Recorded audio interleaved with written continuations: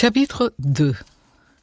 Toi donc, mon enfant, fortifie-toi dans la grâce qui est en Jésus-Christ, et ce que tu as entendu de moi en présence de beaucoup de témoins, confie-le à des hommes fidèles, qui soient capables d'enseigner aussi à d'autres.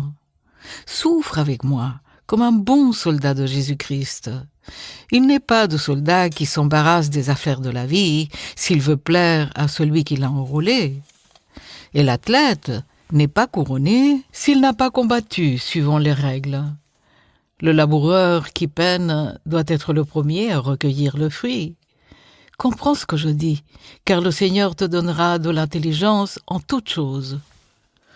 Souviens-toi de Jésus-Christ, issu de la postérité de David, ressuscité des morts selon mon évangile, pour lequel je souffre, jusqu'à être lié comme un malfaiteur. Mais la parole de Dieu n'est pas liée. C'est pourquoi je supporte tout à cause des élus, afin qu'eux aussi obtiennent le salut qui est en Jésus-Christ, avec la gloire éternelle. Cette parole est certaine. Si nous sommes morts avec lui, nous vivrons aussi avec lui. Si nous persévérons, nous régnerons aussi avec lui.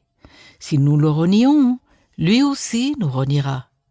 Si nous sommes infidèles, il demeure fidèle, car il ne peut se renier lui-même. Rappelle ces choses en conjurant devant Dieu qu'on évite des disputes des mots, qui ne servent qu'à la ruine de ceux qui écoutent.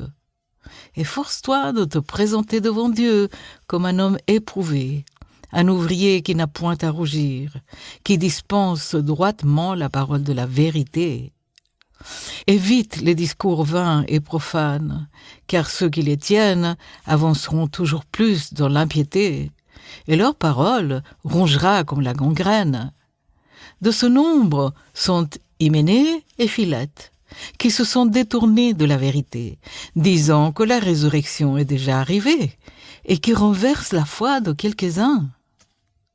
Néanmoins, le solide fondement posé par Dieu subsiste avec ces paroles qui lui servent de sceau. Le Seigneur connaît ceux qui lui appartiennent. Et quiconque prononce le nom du Seigneur, qu'il s'éloigne de l'iniquité.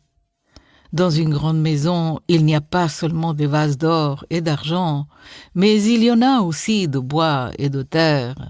Les uns sont des vases d'honneur, et les autres sont d'un usage vil. Si donc quelqu'un se conserve pur en s'abstenant de ces choses, il sera un vase d'honneur, sanctifié, utile à son maître, propre à toute bonne œuvre. Fuis les passions de la jeunesse et recherche la justice, la foi et l'amour, la paix avec ceux qui invoquent le Seigneur d'un cœur pur. Repousse les discussions folles et inutiles, sachant qu'elles font naître des querelles. Or, il ne faut pas qu'un serviteur du Seigneur ait des querelles. Il doit au contraire être affable pour tous, propre à enseigner, doué de patience.